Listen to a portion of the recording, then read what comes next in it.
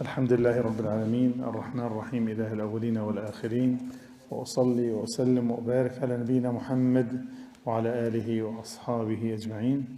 We're still with the book of the Sahabah رضي الله عنهم, the beautiful book which is story from the life of the Sahabah, the companions of our Prophet ﷺ. Today we're going to talk about another companion, Abu Ubayd ibn Mas'ud al-Thaqafi. Abu Ubayd ibn Mas'ud al-Thaqafi. He came during the time for Khilaf of Abu Bakr radiallahu anhu. During that time, shows Abu Bakr continue on with his legacy and his message. Even though when he was approaching death, he was laying down, he knows this is probably the final days for him, radiallahu anhu wa ardah.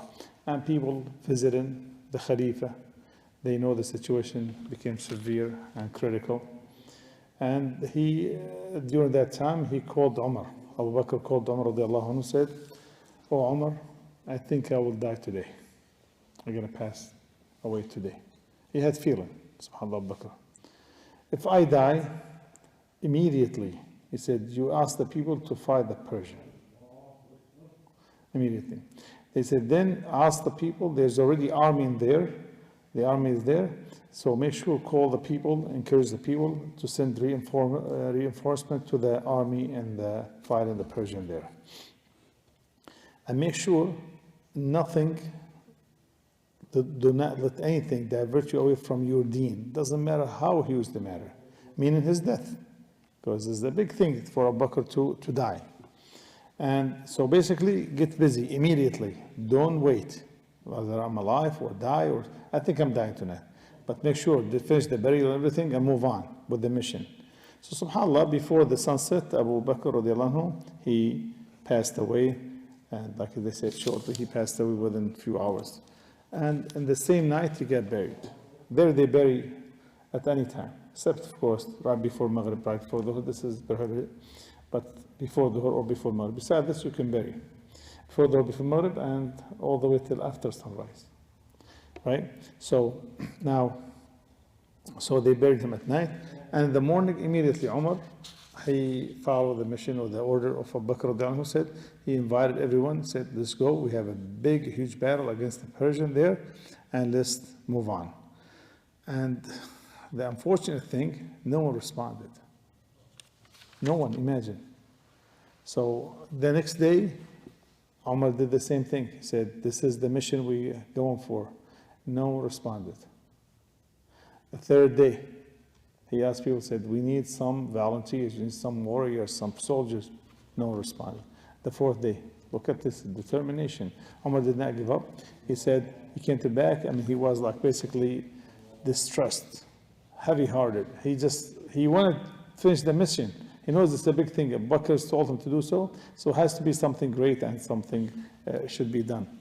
And he invited him same day to fight the Persian. So Abu Ubayd ibn Mas'ud al-Thaqafi, our Sahabi today, he got up, he said, "Ya Amir al-Mu'mineen." He said, "Oh Amir al-Mu'mineen, we listen and we will obey. Sami'na wa ata'na." He said, "I'm the first one to respond, to answer. Not only me, my children, my family, and my tribe." This is the Sahabi, Abu Ubayd ibn Mas'ud al-Thaqafi, from Thaqif.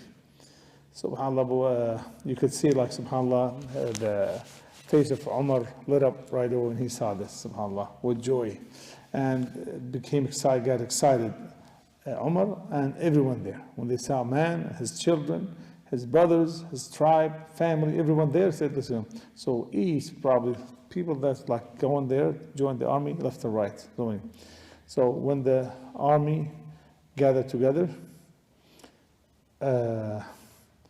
they're now ready to move on to fight the Persian or to support the army already there. So the Sahabah, they told, "Why don't you have the leadership for the army, the leaders from the Muhajirin? They are, or Ansar." Because now there's a lot of new reverts, and now people coming to Islam. It's not from Muhajirin and Ansar. After the death of Rasulullah, after the Hijrah, after the conquest of Mecca is done, it's over. You have all the way till the 8th year after Hijrah. After that, there's no Muhajirin, no Ansar, nothing. It's done after the conquest of Mecca. So why don't you have one of those, the foremost, which is the Muhajirin or Ansar, to take the leadership? Because really they have the highest level among all of us. And he said, Umar said, La wallah, no way. By Allah, I'm not going to do this. He said, Allah have raised their status because they used to rush for the salihat, for the righteous and good deeds. And they rush to meet the enemies of Allah subhanahu wa ta'ala. Now, if they did not do this, then whoever comes first for that will become the leader. So this will be taken away. It's not something to take for granted. I'm Muslim. Okay, you need to practice. My father's a scholar or alim or sheikh. Okay, yeah, it's not going to help. Good, but what about you? So same thing this one. Nothing could be taken for granted. So he said, Wallahi, the leader of this army will be the first one who initiated the one who started the whole thing, which is, he called Abu Ubayd or Ibn Mas'ud al-Thaqafi, and he told him, you are the leader. Abu Ubayd, he went on with 5,000 soldiers, mashallah. And he had his brother and his children and his wife, the whole family. So every time he passed by a tribe from the Arab tribes, he urged them to go to be part or take part of the army. So the army kept increasing until it became 10,000 soldiers. Way before they reached there. By each tribe, he stopped, encouraged them, make speech, and people get excited and they go with him. So the army became so big. So the news of the army reached to Persia. So now they think this is something serious. So they gathered their troops together, prepared themselves, and they have this determination, said, we will strike the Muslim in a way, we'll crush them, they will basically knock out. They're never going to get up after this.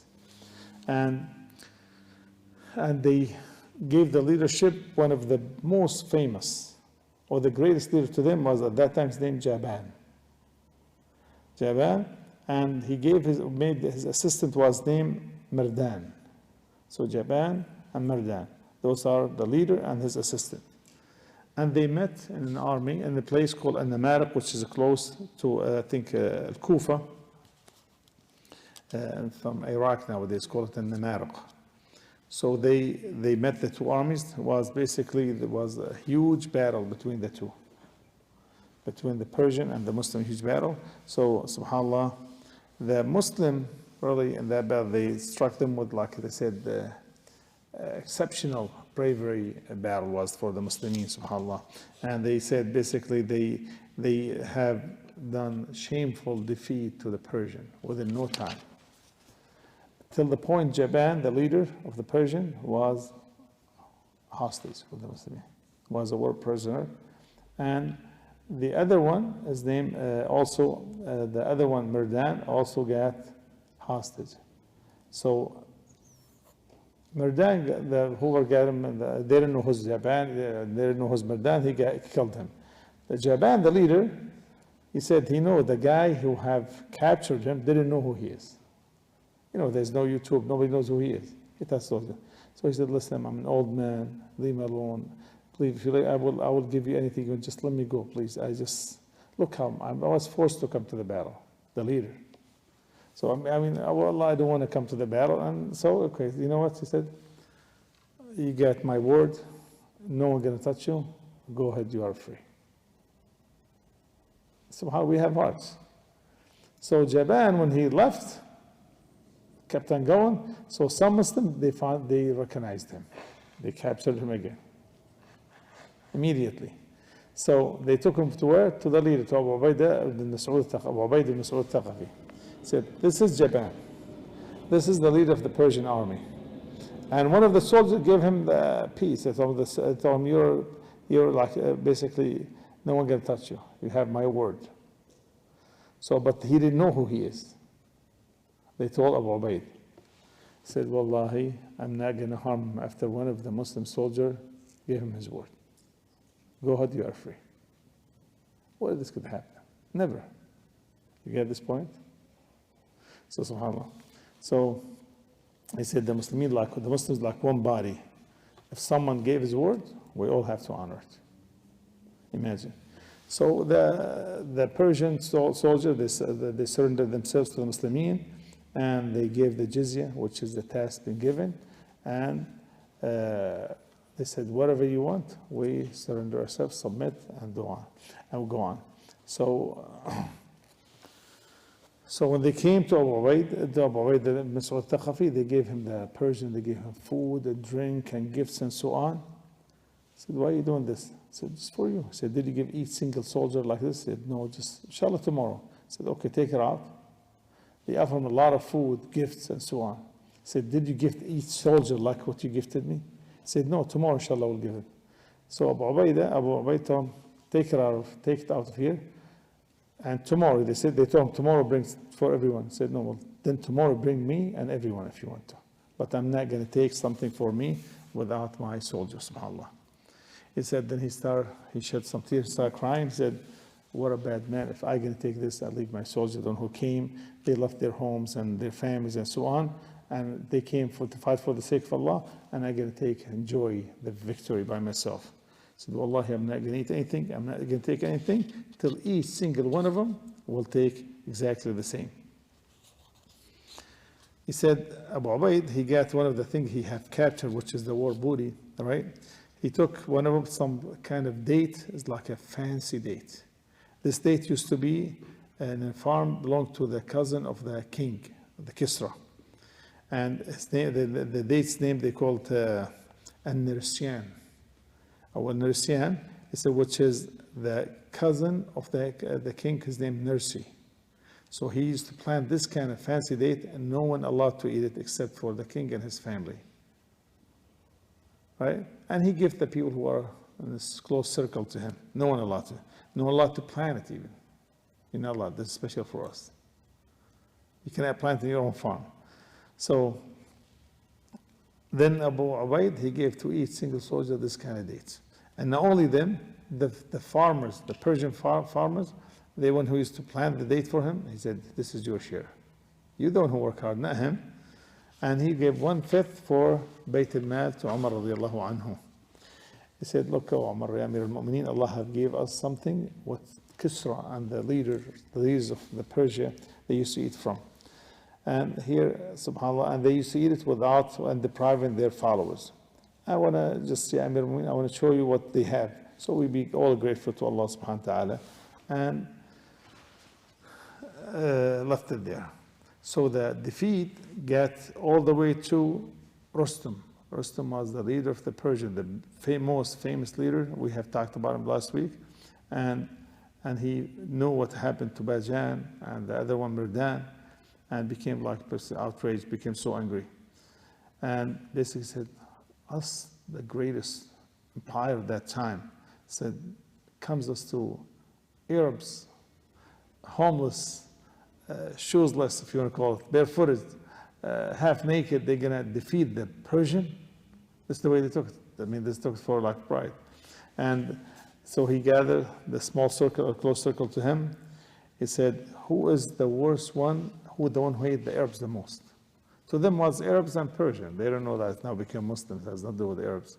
So he said, who is the one who hated the Arabs the most? He said, the guy's named Rahman, another leader. Or the Hajib. We talked about him last week with the al-Thaqafi, remember? He said, you're right. So he got Rahman, and he told him, he sent 80,000 soldiers with him. Let's go there, and he put 20 elephants with him. And each elephant has so many branches above the elephant, made like a base, and put like a tree. Each elephant looks like a farm. Scary thing, subhanAllah. And he went there to the Euphrates River, and they were from the east side, and the Muslims, they were from the west side. So each one, and they had the river between them. And Rahman sent a letter to Abu Ubayd. He said, either you come to us, or we come to you.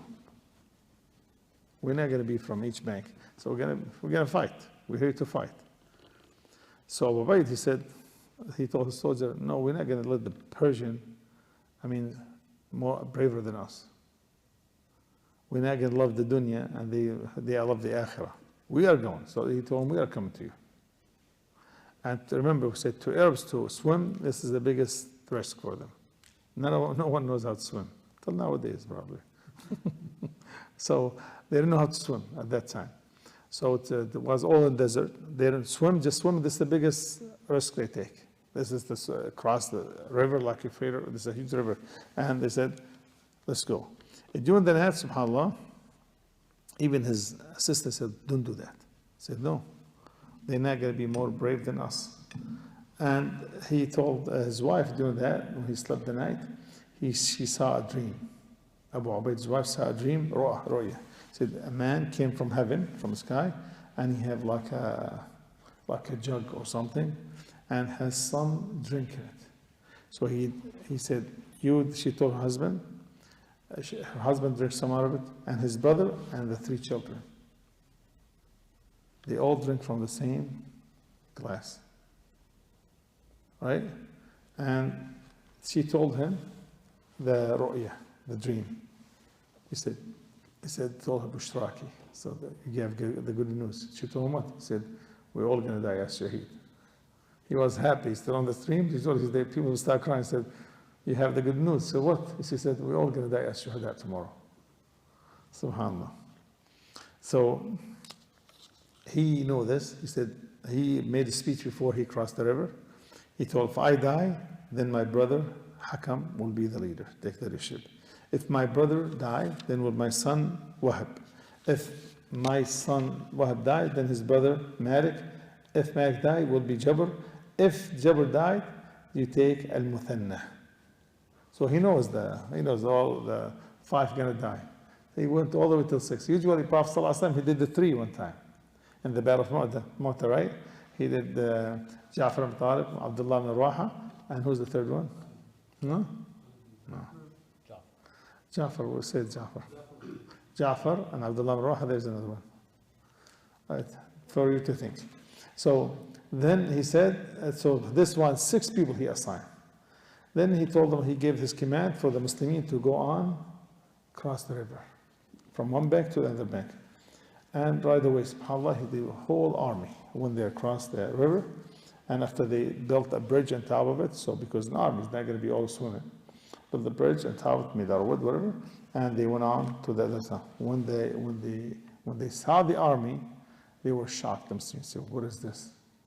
Like a moving tree or mobile trees? What is this?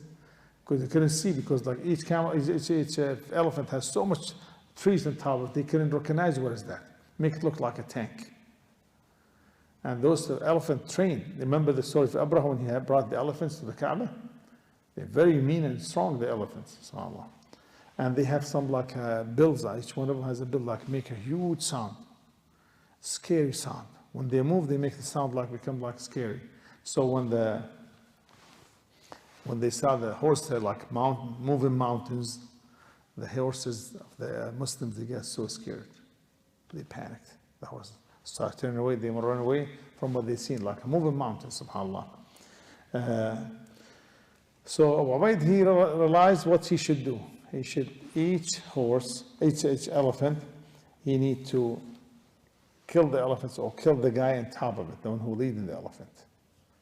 So he started, subhanAllah, he commanded the army to go to the elephants, and he said make sure all the strap around it, cut it so they collapse, and kill the soldier on top of it. And he said, I'm going to do the first one. He jumped Abu Ubayd to the first one. He got the strap around it, which is like a belt, cut it down. The soldier went down, killed him. But subhanAllah, the elephant stepped on Abu Ubayd. Hit him with his trunk and stepped on him. Killed Abu Ubayd as a shaheed. Then his brother took the leadership. Then his son, then the other son, then the 3rd son. They all died as shuhada in the battlefield. So the ru'ya, the dream, became true. So they all shuhada. Muslimin did not become victorious in this battle. They didn't become victorious. But subhanAllah, when the Persian, they prepared for the biggest battle, which is al-Qadisiyya. We have talked about it last week. This was the preparation for Qadisiyya, which the Muslims, they have defeated the Romer, the Persian, like a shameful defeat. It's like unbelievable. So they ran away and so on. So this battle here did not win the battle. And Ubaydullah al-Ubayd, al-Thaqafi died, and his children as a shaheed. هذا والله أعلم سبحانك اللهم وبحمدك أشهد أن لا إله إلا أنت